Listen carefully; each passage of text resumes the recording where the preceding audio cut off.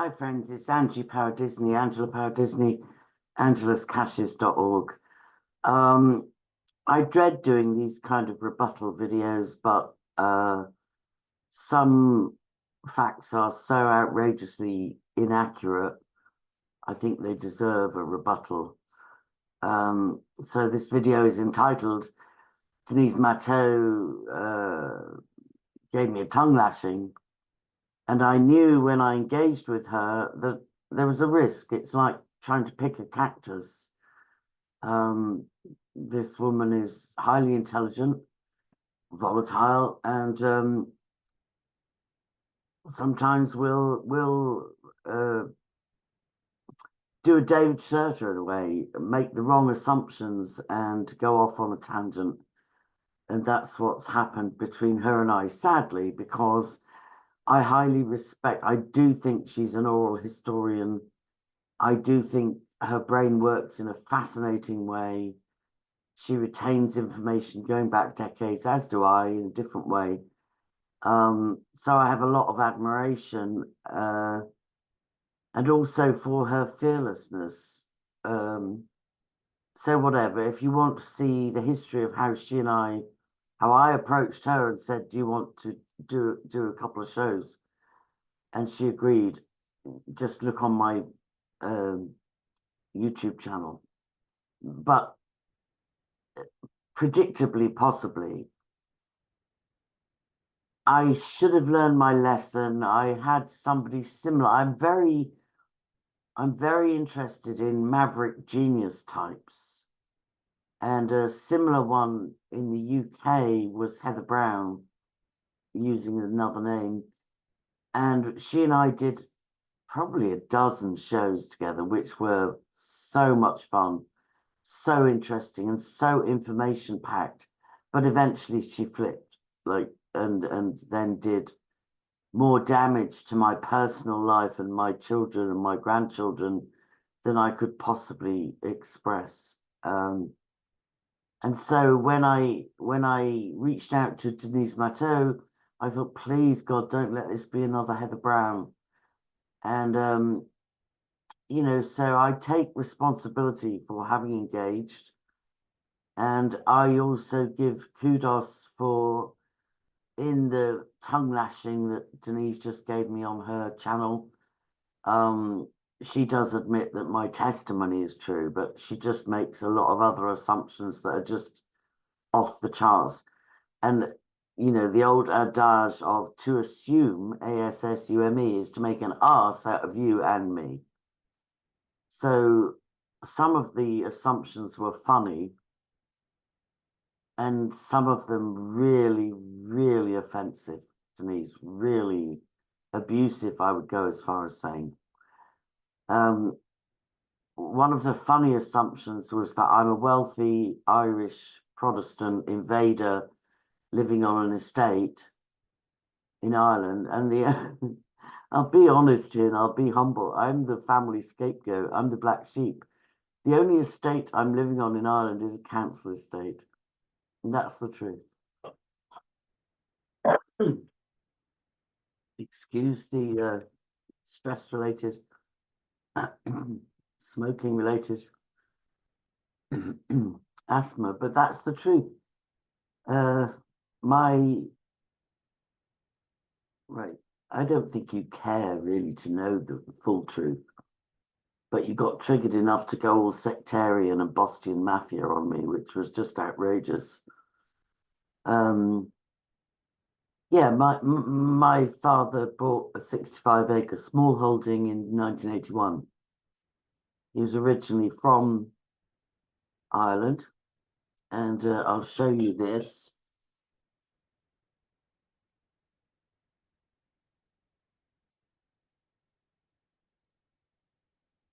I should probably photograph this. Lord Nicholas of Dungarvan at a Freemasonic ritual in a castle in Wales. You know, I'll photograph that. But the truth of the matter is, he left home at 19 betrayed the truly Irish Catholic Republican side of the family, which was his mother, Annie Maher from the Glen of ALTHO. She didn't know she'd married a paedophile, Thomas Power from Waterford, who turned out to be a lost bloodline Protestant. You're half right, which is what makes you so persuasive. But anyway, my father ran away at 19 and joined the British Air Force, which was a huge betrayal to this apparently Irish Republican Catholic family. And he stayed in for 25 years. And he came back age 53 and bought a 65-acre farm, of which I've just been able to secure 1 acre, as I live in a council house in the town. Now, it's a council estate that has won multiple awards. I helped landscape it. I was on the Residents Association for 12 years and I managed to buy it. But it's a council house, so painting me up as a wealthy Protestant sitting on her estate, raping and pillaging the Catholics is outrageous.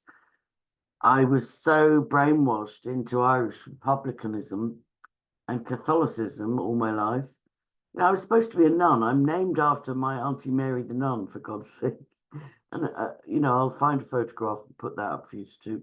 But my Auntie Mary was a nun and I was named after her, and they tried to recruit me through l'Abbaye de Saint-Sever-le-Vicomte in Normandy, and I resisted. But when I came to Ireland full-time in 1996, the first thing I did was volunteer for Sinn Féin, join the Sinn Féin Cumann, because I had that nostalgic expatriate vision of republicanism and Catholicism in Ireland that I believed it. And, I used to go canvassing door to door. I used to go to dinner parties with, ex-political prisoners and so on and so forth. I was as radical as you like. But as I continued to do my research and discovered that the Irish freedom fighters of my great uncle and my granny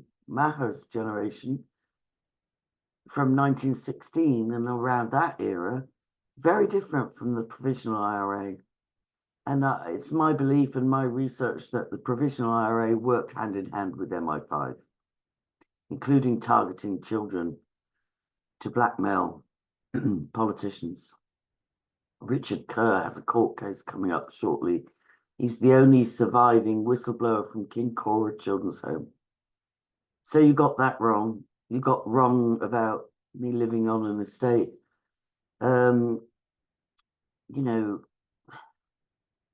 There are other things you got funnily wrong. Like I said, my father was believed, and he himself believed himself to be an Irish Catholic Republican who just happened to go and join the British Royal Air Force and operate and cooperate with paedophile rings and trafficking, including catering for the Queen on the royal yacht. Many elite parties, I believe, he catered to, and many a ritual he drugged. Not just my sister Fiona. I'm grateful for your sympathy for her, but believe you me, my father, there were many more victims, including myself. The thing that offended me the most, and I think I'll just keep it brief at this, Denise, is that you said my father's sitting in hell or wherever, applauding me for carrying on the satanic family tradition. And I'll have you know, I spent my entire adult life trying to escape from the toxic family. I only really started to see clearly when I got away to university in Warwick, and I wrote a play right back then about, some of the abuse. There's so much of it you could write all your life, and then I ended up emigrating to California for 5 years, thinking if I just put enough distance between myself and this toxic family, I might be able to heal and stop it happening to the next generations. but then they just visited me in California for a month at a time. And, you know, my parents were even talking about spending the whole winters there with me. So it was like, but since the death of my sister in 2015, I went no contact with my father for 7 years. And I only resumed contact because in January 2022, I got a phone call to say he was on his deathbed in hospital and he had asked for me. And I had felt in a previous earnest prayer time that God had said he would repent on his deathbed, which is a bit of a cheat, you know, it's a bit of a cheat, but, you know, better than not repenting. So when I get this phone call to say, Daddy's dying and he's asked for you, I went to visit. I'll get rid of this stupid thing. Right, that's gone. I went to visit, and apparently he hadn't spoken for a month. But when I turned up after 7 years, no contact, he spoke non-stop for an hour. And at the end of it, I said, is there anything else you want to say? I was hoping for this deathbed confession, you know, not for my own justification, but just for closure. And he said, just no, don't leave, please don't leave. So I had to fight to get access to him once a week for 5 months. He didn't die for another 5 months. And 3 weeks before he died, I ended up reporting him again. You know, unless he did repent on his deathbed, I didn't see the fruit of change, sadly. And I didn't go to his funeral. So for you to accuse me of carrying on the family tradition and him applauding me from hell, very offensive, Denise. Let me see if there's anything else that was important enough to address. Like, yeah, I have a thing about red flags because I am naive, and this is part of why I was used a lot for, I believe, spying, because I see the best in people. So I had a rule of 3 strikes and you're out. And over the few months, I don't know, 3-4 months that I've interacted with Denise, she's attacked me. Well, it was twice. And at first I was just jovial with her and said, wow, don't hold back. You know, like, you know, it's almost like you're having a bad day. What the fuck was that? And then I thought about it. I thought, no, this is getting to be a bit of a pattern. So I sent a message and said, you know, you've attacked me fairly aggressively and viciously twice. I'm just saying 3 strikes and you're out of my trusted circle. You know, and I do probably trust too easily. And so this last attack where she called me a narcissistic bitch and a wealthy Protestant land raping, whatever. Like, yeah, another thing you said, right, first of all, I addressed the Thomas Schoenberger thing. I'm neither for or against. And if anything, the enemy of my enemy is my friends. And the likes of Jesse Davis and Terry Joyce and different ones like that going for Thomas, well, then that makes me think he's not a bad guy, you know. But all I'm saying to you is that I try not to put my nose into too much business. And I got alarm bells. His music does trigger me. The frequencies sort of I find hypnotic as an MK Ultra survivor. And I followed the sort of shadow box debacle. So I haven't said to you once, I believe Thomas Schoenberger is like the Antichrist. No, I've just said to you, I'm a little bit on guard, you know. And you breached protocol. You forwarded a message, an email message to him, including openly my email address. Like, what the fuck was that? And then you announced publicly in a video that you disavowed him. And then in the most recent videos, you're working with him to take a legal case or get the FBI on side. I can't keep up. And it's not, you don't have to fully understand my history, and nor do I have to fully understand yours. Yes, you did put out a lot of stuff on Mormonism, especially Mitt Romney. I would love to have continued talking to you. What the hell is Steve Hassan doing in Ireland? Scientology tried to come to Ireland. They got planning permission. They spent 40 million building a rehab and then pulled out. And it's probably now full of immigrants. They pulled out. There was huge objections to them breaking into the rehab industry in Ireland. And why was our, globalist prime minister and Opus Dei other one facilitating that? Well, they're gone. But I'd be very curious to know why Steve Hassan's in Ireland. And there were other things I was curious to examine with you. Yeah, my degree was English and American literature. And I lived 5 years in California and I visited many times. And I've studied American politics a lot. I'll never be as educated as you are about it, but it interests me. And I'm horrified at what I've learned about the Mormon influence in the CIA and in American politics and the FBI. And I haven't just learned from your videos and stolen your content. I research for about 12 hours a day.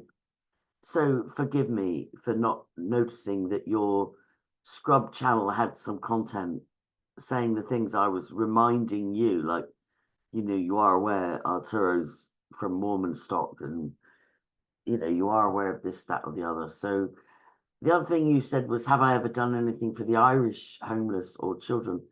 Oh my God. It's like you had the cheek to say to me, did you even watch my videos? You have no idea. Right. When my children all grew up and fled the nest, I'm sitting in a 3-bedroom council house, not an estate.